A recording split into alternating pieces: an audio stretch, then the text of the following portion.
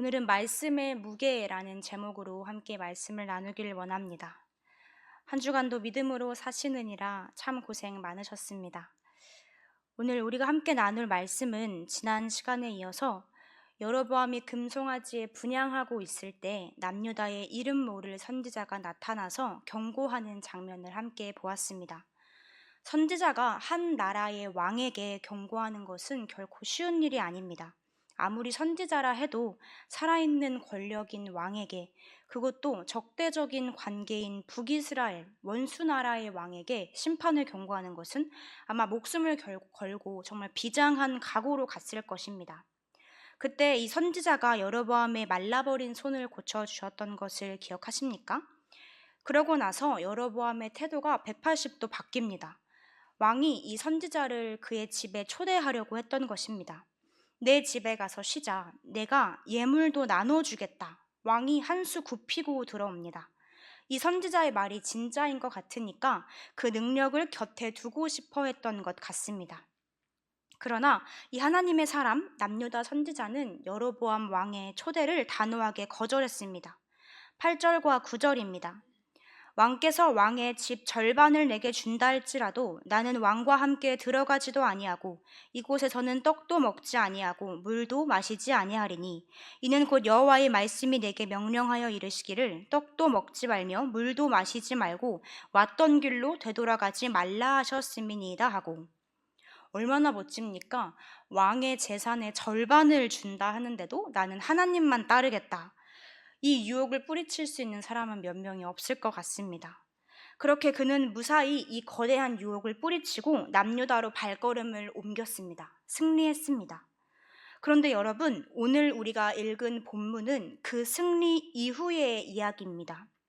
오늘 본문을 통해 우리는 이 말씀의 무게를 견디는 사람들을 만나게 됩니다. 이들을 통해 우리가 신앙생활을 하며 붙들어야 할 세 가지 원칙이 무엇인지 함께 살펴보길 원합니다. 첫 번째로 우리는 상수리 나무를 조심해야 합니다. 무사히 왕의 유혹을 물리치고 돌아가는 길에 또 다른 인물 한 명이 등장합니다. 바로 같은 선지자인데 베델의 늙은 선지자입니다. 이 늙은 선지자가 하나님의 사람을 뒤쫓아갔을 때 이 사람은 어디에 있었습니까? 14절을 보면 상수리 나무 아래에 앉은 것을 보고 라고 기록되어 있습니다. 여러분, 이 상수리 나무 아래에 앉아 있다는 것이 무엇을 의미할까요? 이것은 긴장이 풀린 상태였다는 것입니다. 하나님은 분명히 말씀하셨습니다. 갔던 길로 되돌아가지 말고 떡도 먹지 말고 물도 마시지 말아라. 이 명령은 무슨 뜻일까요? 지체하지 말라는 것입니다. 그 죄악된 땅에, 그 죄악이 가득한 베델 땅에서 잠시도 머물지 말고 임무를 완수했으면 뒤도 돌아보지 말고 빨리 빠져나오라는 뜻이었습니다. 그런데 그는 지금 나무 그늘 아래 앉아 있습니다. 어쩌면 그는 스스로를 대견하다고 생각했을 수도 있습니다. 내가 오늘 정말 큰 임무 하나 완수했다. 왕 앞에서 쫄지도 않고 정말 멋지게 하나님 말씀 선포했다. 내 손으로 기적도 행했다. 이 정도면 좀 자랑할 만한 괜찮은 선지자가 아닐까? 여러분, 사탄은 우리가 실패했을 때 찾아오는 것이 아니라 우리가 성공했을 때, 우리가 뭔가 이루었다고 생각하며 축배를 들고 있을 때 가장 강력하게 찾아옵니다. 엘리야 선지자를 기억하십니까? 갈멜산에서 850명의 거짓 선지자와 함께 싸워 이기고 불을 내렸던 그 위대한 선지자 엘리야가 바로 그 직후에 로뎀나무 아래에 누워 하나님 차라리 저를 죽여주십시오 라고 탈진해버립니다. 또한 다윗 왕을 보십시오. 전쟁터에서 치열하게 싸웠을 때, 그 적진들과 함께 싸웠을 때가 아니라 나라가 평안하고 왕권이 탄탄해져서 낮잠을 자고 일어난 그 저녁 때에 밧세바를 보고 무너져 내립니다. 오늘 본문의 선지자도 마찬가지였습니다. 가장 큰 사명을 완수한 직후 긴장이 풀린 그 순간 유혹이 다가오게 됩니다. 우리의 삶에도 상수리 나무가 있습니다.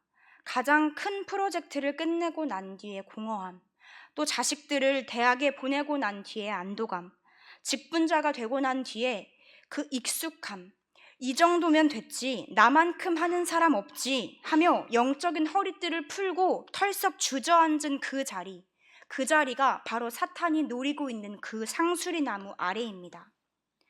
사랑하는 여러분, 우리는 천국 가는 그날까지 영적인 긴장을 놓쳐서는 안 됩니다. 예배를 마치고 교회 문을 나서는 그 순간부터가 진짜 예배의 시작입니다. 은혜를 많이 받은 날일수록 말 조심해야 하고, 기도가 잘 된 날일수록 겸손해야 합니다. 두 번째로 우리가 주목해야 할 것은 유혹의 방식입니다. 이 늙은 선지자는 여로보암 왕처럼 돈과 명예로 유혹하지 않았습니다.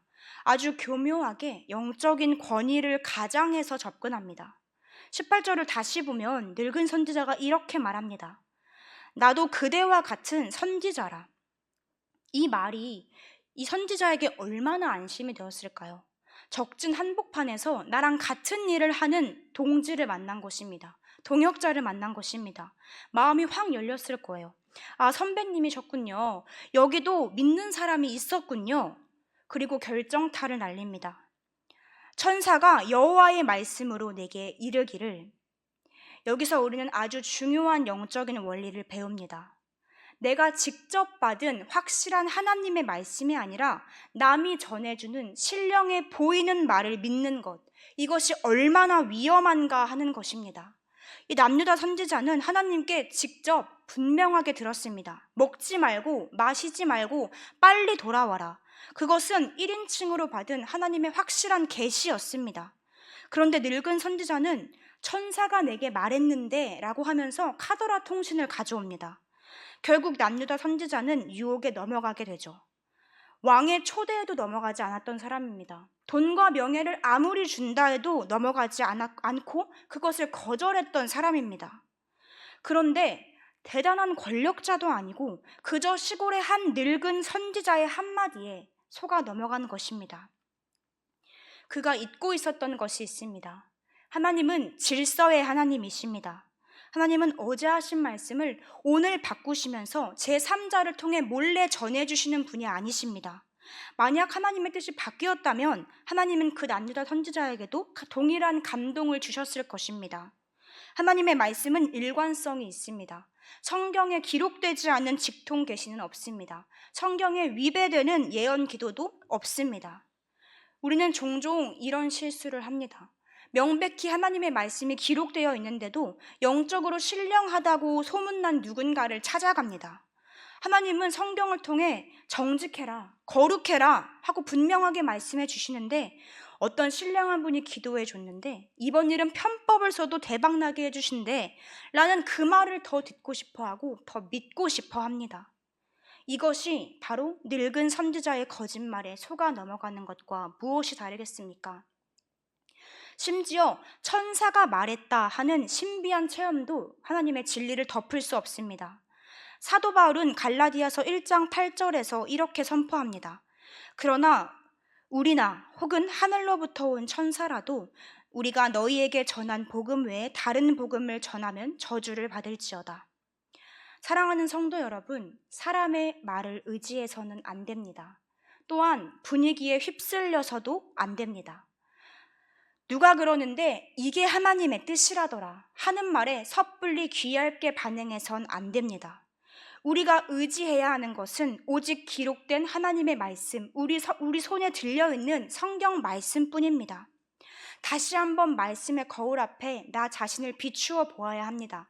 그 말씀 앞에 그 상황을 가지고 가야 합니다.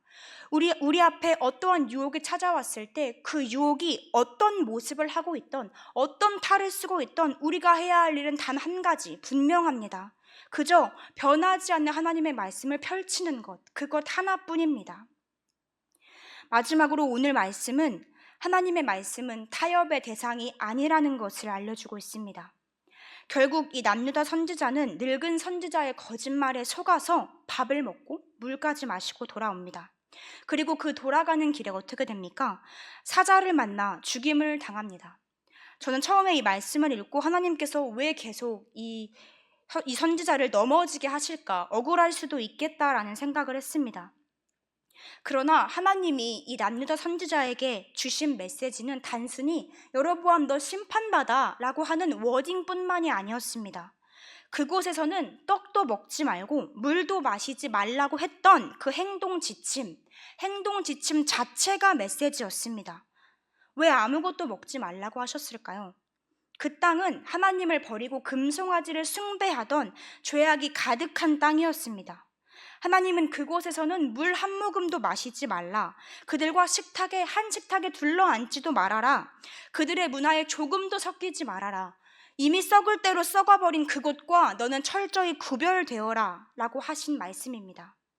다시 말해 이 선지자의 금식 자체가 이스라엘을 향한 설교였습니다. 하나님의 사람은 너희와 밥도 같이 먹지 않는다 하는 강력한 설교인 셈입니다. 그런데 그가 밥을 먹습니다. 이것은 하나님이 그토록 싫어하시는 죄와 타협하는 것과 같습니다. 인생의 길에는 여러 개가 있습니다. 최단 시간으로 가는 지름길, 또 돌아가는 길, 편한 길, 험한 길. 그러나 하나님이 보시는 길은 딱 2개밖에 없습니다. 순종의 길과 불순종의 길. 우리가 착각하면 안 되는 것이 있습니다. 하나님, 제가 99% 순종했잖아요. 이 마지막 1%는 좀 봐주세요. 상황이 어쩔 수 없었잖아요. 하지만 99%의 순종에 1%의 불순종이 섞이면 그것은 온전한 순종이 되지 않습니다. 물에 독을 한 방울만 타도 그 물은 독물이 되어버리는 것과 같습니다. 하나님의 말씀에 순종해서 그 하나님의 말씀에 순종했을 때 당장의 좋은 결과가 오면 좋겠지만 때로는 순종했더니 세상 기준으로는 불행해질 수도 있습니다. 이 선지자를 보십시오. 끝까지 굶고 갔으면 배고팠을 거예요. 힘들었을 것입니다. 순종했는데 더 배고파질 수 있습니다. 순종했는데 남들보다 더 돌아가는 길일 수도 있습니다. 심지어 순종했는데 더 아파질 수도 있습니다. 하지만 여러분, 이 죽음 뒤에 숨겨져 있는 하나님의 또 다른 은혜가 있습니다. 사자가 선지자를 물어 죽였는데 사자가 시체를 먹지 않았습니다. 또 옆에 있던 나귀도 공격하지 않았습니다. 그리고 사자와 나귀와 시체가 나란히 서 있습니다. 이것은 무엇을 의미할까요? 하나님이 그를 징계하셨을지언정 그를 버리지 않으셨다는 증거입니다. 더 정확하게 말하자면 그의 육신은 죽었지만 그의 죽음은 하나님의 말씀이 단 1.1획도 땅에 떨어지지 않는다는 것을 보여주는 마지막 설교가 된 것입니다. 그리고 그 늙은 선지자는 유언을 남기는데요. 이렇게 말합니다. 그가 여호와의 말씀으로 베델의 제단을 향해 외친 말씀이 반드시 이룰 것임이니라. 아멘. 비록 남유다 선지자는 죽음을 당했지만 하나님의 말씀은 죽지 않았습니다. 그의 죽음은 오히려 베델 땅에 하나님의 말씀의 무게를 깨달으라는 또 다른 심판의 경고로 이어지게 된 것입니다. 그런데 여러분, 오늘 이 말씀의 결론은 선지자의 죽음이 아닙니다.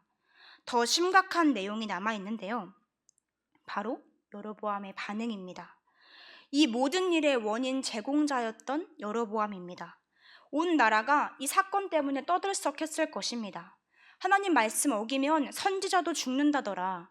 그렇다면 그는 이 모든 일을 듣고 옷을 찢고 회개했어야 합니다. 그런데 33절에는 이렇게 증언합니다. 여로보암이 이 일 후에도 그의 악한 길에서 떠나 돌이키지 아니하고, 여로보암은 오히려 더 깊은 죄악의 길로 들어갑니다. 이 일 후에도 라고 나와 있는 이 말씀은 하나님의 경고를 듣고도 손이 말랐다 펴지는 기적을 정말 눈앞에서 보고도 심지어 하나님의 사람이 죽음을 당했다는 것을 본 그 엄청난 표징 이후에도 그는 돌이키지 않았습니다. 그리고 그 결과는 34절이 말하고 있습니다. 이 일이 여로보암 집의 죄가 되어 그 집이 땅 위에서 끊어져 멸망하게 되니라. 진짜 비극은 선지자의 죽음이 아니라 인간의 완악함입니다. 남유다 선지자는 비록 사자에게 죽었지만 그의 죽음은 하나님의 말씀을 증거하는 도구가 되었고 그의 영혼은 하나님 품 안에 안겼을 것입니다. 하지만 여로보암은 지금 살아 있습니다. 왕위가 바뀐 것도 아닙니다. 겉보기엔 멀쩡해 보입니다. 그러나 그는 하나님의 말씀을 듣고도 깨닫지 못합니다. 영적인 감각이 무지해져 있는 문둥병에 걸려 있는 상태입니다. 여러분, 이것이야말로 진짜 심판입니다. 하나님께서 잘못된 길을 갈 때 개입하셔서 막으시고 때로는 아프게 징계하신 것이 은혜입니다. 죄를 짓는데도 아무 일이 없고 평안하다면 그것은 여로보암의 최후와 같을 것입니다. 말씀을 맺겠습니다. 오늘 우리는 이름 모를 이 남유다의 선지자를 통해 우리 자신의 모습을 봅니다. 한 해 동안 정말 많은 수고와 헌신을 마치고 어쩌면 지금이 우리에게는 상수리 나무 아래가 될 수도 있습니다. 하나님은 그런 우리에게 거룩한 긴장감을 요구하십니다. 세상이 아무리 괜찮다, 다들 그렇게 산다, 나도 교회 직분자인데 그렇게 한다라는 유혹에도 하나님이 아니다라고 말씀하시면 그건 아닌 것입니다. 오늘 말씀이 우리에게 조금은 무겁게 다가올 수도 있습니다. 분명 이 시대가 위로가 필요한 시대도 맞습니다. 하지만 이것이 하나님이 말씀하시는 참된 위로입니다. 괜찮아, 다들 적당히 타협하면서 적당하게 살아 라고 말하는 것은 가짜 위로입니다. 낭떠러지로 가는 자녀에게 그리로 가면 죽는다, 돌아와라 라고 소리치시며 우리를 붙잡으시는 것이 아버지의 진짜 사랑입니다. 우리는 실수할 수 있습니다. 넘어질 수 있습니다. 남유다의 선지자처럼 유혹에 약할 수도 있습니다. 하지만 말씀이 들릴 때, 하나님의 사인이 보일 때 즉시 엎드려 회개하고 돌이키는 자가 복된 자입니다. 때로는 아프더라도 말씀의 길로 돌아오는 자에게 하나님은 회복의 은혜를 주실 것이라 믿습니다. 오늘 이 밤 우리 다시 한번 이 영적인 허리띠를 동여매기를 소망합니다. 우리의 중심을 보시는 하나님 앞에 정말 끝까지 하나님의 말씀만을 붙들고 정말 하나님의 음성이 세미하게 들릴지라도 세상의 소리가 아니라 하나님 저에게 말씀해 주십시오. 그 세미한 음성이라도 제가 듣길 원합니다. 세미한 음성이라도 그 길이 진리의 길이라면, 그 길이 생명의 길이라면 제가 그 길로 가길 원합니다 라고 그렇게 반응하며 걸어가는 우리 신실한 평화교회 모두가 되기를 소망합니다. 기도하겠습니다.